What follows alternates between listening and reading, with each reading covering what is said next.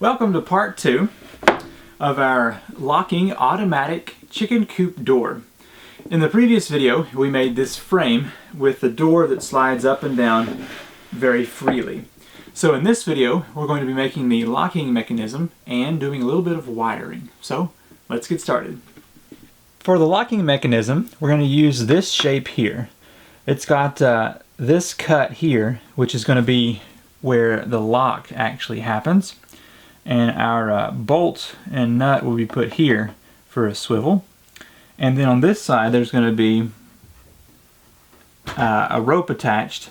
And so when the motor pulls, it's going to swivel this whole piece up and unlock and then travel upwards.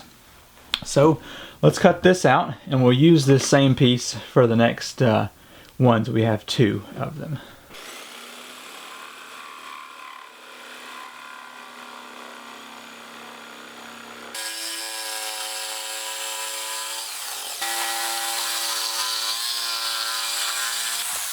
If you come to a place like this where it's impossible to get your saw into, you can put a hole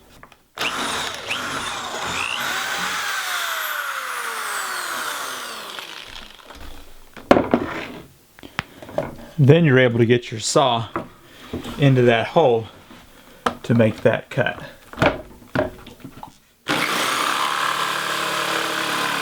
I had to make a couple of modifications here, just cut off this back corner because with it being up so high over here there wasn't enough pull, and so now whenever we attach our rope down here it will have lots of pull to slide up the door and then lock back into place. So let's make one more of these and then we're ready to attach. I've got the 2 identical locking pieces here. Now I'm going to put some holes in here for mounting these to the door. So I'm going to come down to about right here. Should be good. So let's see, that's down and then over. So I think what I might do is just drill this first one and then match it up with the next one. I've selected a spot here that will allow this thing to freely spin and lock and still bypass here. So I'm going to be able to get that to circle in there from this spot right here. So I'm going to put I think I'm going to move up just a little bit just to make sure that there are no problems in here. So let's put our hole in here.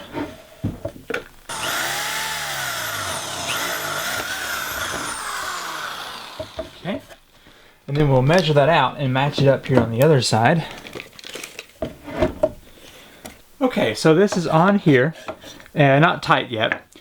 Now, I want this to come down here, and when gravity's pushing it down, it will click into this notch here, like this, and lock down. So, I need to come back with my circular saw and get this notch cut out. I wound up using the circular saw and a chisel to bring out these corners here. So now let's attach our locking mechanism. Got a washer in between here to help it spin a little bit. And I'm just going to tighten these down. Not the best tools to use for the job, but I think it'll work all right. Both of our locks have been installed here, and you can see they swivel quite freely so that whenever they are affected by gravity, they will lock into place and this door can't be opened. I have these screw eyelets here. They're going to be put into the end of these boards, and that's going to be the point in which the motor is going to pull up on the door. So the locks are actually also what hold the door up. Now that we have the locks in place, it's time to work with the mechanism that's going to stop the door from going up or down. And that's going to be a reed switch. Now this switch, how it operates is there are 2 wires in here, and they're very close together, not touching. And whenever this magnet comes in contact, it pops those wires together and thus makes a connection. So we're going to be putting the non-wire magnet into the door and then the wires through the side over here. So when the door comes down, it'll make a connection with that reed switch. So let's put holes in here and then also sink this into our door. The plate of the reed switch is 3/4 and it has 2 spots for screws. So I'm going to use a 3/4 bit here and hopefully go in just enough to make an indentation. And then we'll come back and we'll finish off putting a hole all the way through.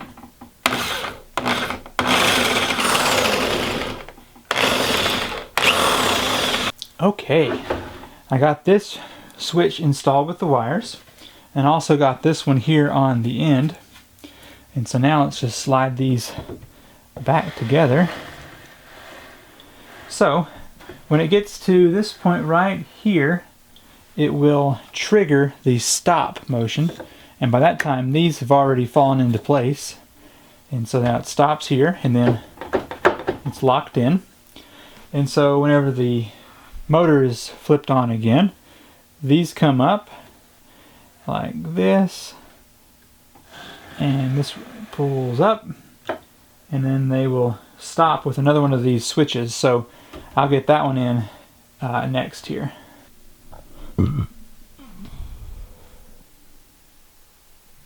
I went ahead and got both sets of these reed switches in, and I'm only using one magnet on the actual door, and it's right here on this spot. So it'll trigger right there, and that gives a 14-inch opening.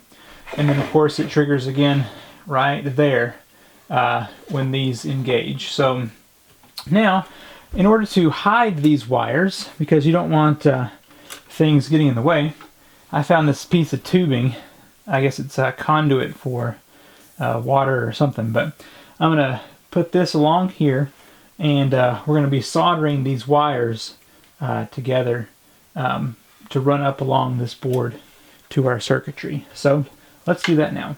So this is just going to be a switch, but I still want to use black and red wiring here. So I'm going to pull out enough wire to go from this switch up to where the control board's going to be. So let's see what we need here. I'm saying this ought to be good here. Okay. So I'm going to do this with both the black and the red here, but I'm going to strip off a bit of this sheathing. Now my soldering iron here is really old and really cheap, so hopefully I can get it to work today. Okay, put on glasses. Nothing like 900-degree metal in your eye. So I'm going to just take one of the wires here, and I'm going to be soldering these together. I have to admit, I've not done any soldering in quite a long time, so we'll see if I can get this done here. Okay, I've just determined that if you want to learn how to solder, find another video, because I'm not very good. So I got that soldered together, and now I've got this little sleeve here. It's a heat shrink. I'm going to slide this down here, and then I'm going to use my heat gun and tighten that up around my solder point. This will heat this shrink wrap up to about 700 degrees, and hopefully constrict it some.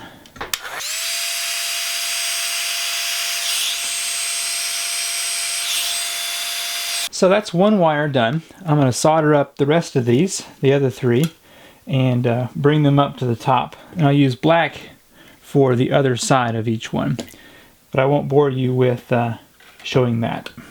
Okay, now all of the wires have been soldered together, and I want to be able to put this tubing along the edge here, and to do that I'm going to be using some zip ties.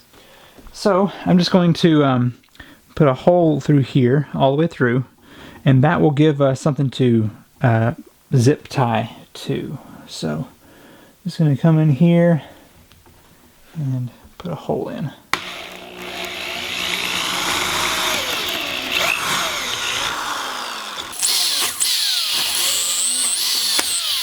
And we're through.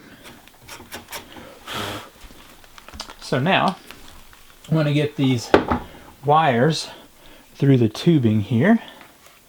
But first, I guess we better cut this down for the second pair here. So it's looking like right about here. Let's see if a pocket knife will cut that.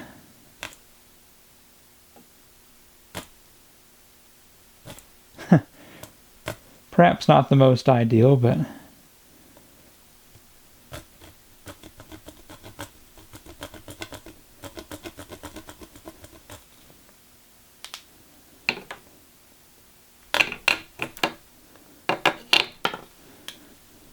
there we go. Okay, so got that. So now let's put these wires through here. See how well my soldering holds up.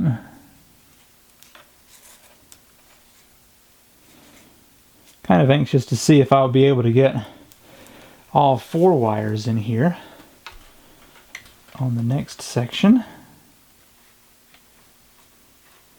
I guess we'll just wait and see, won't we?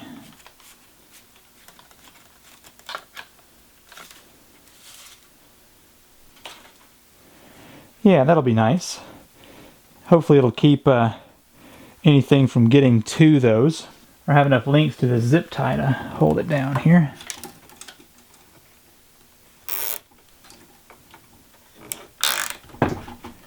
Yeah, not bad. Well, that looks pretty nice, I think. Should keep those pesky little birds from picking at it. Yeah, so that little joint right there has a little bit of wire exposed, and then just a tiny little bit there at the end, but not bad. So now let's work on getting the rope that's going to be the pulley system that brings the 2 locks up. So let's do that now. I hope you're enjoying this project. It came to me when I was thinking about getting my chickens that you have to open the door for them every day and close it at night, or they're going to be killed by like raccoons and stuff. And so I thought there's got to be a way to get an automatic chicken coop door. And I looked online a little bit and saw tons and tons of designs, and I liked this one the best. Now with the coating we're going to be doing, a lot of the code I'm seeing is really bulky and advanced. I'm hoping to do it in a very simple way that anybody can follow and repeat. So hopefully we'll be able to do that. Yes, I'm just putting some really simple knots in here.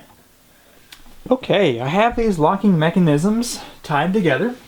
So you can see when the rope is slack, those slide very easily back to where they're supposed to be. And that makes this door lock down. Not as tight as it could be, but I think it's going to be alright. And so whenever the motor starts, it's going to pull this up like that. Seems to work quite well. We're definitely making some progress on this locking automatic chicken coop door. Got the locks on there. Got this pull rope and some wiring done. So I hope you're enjoying this build. I sure am. If you have some thoughts, comments, please put them below. If you like the video, push that thumbs up button. And if you haven't already, do subscribe. Thanks for watching. I'm Seth Johnson with Land a House, and I will see you in the next part of this build. Bye.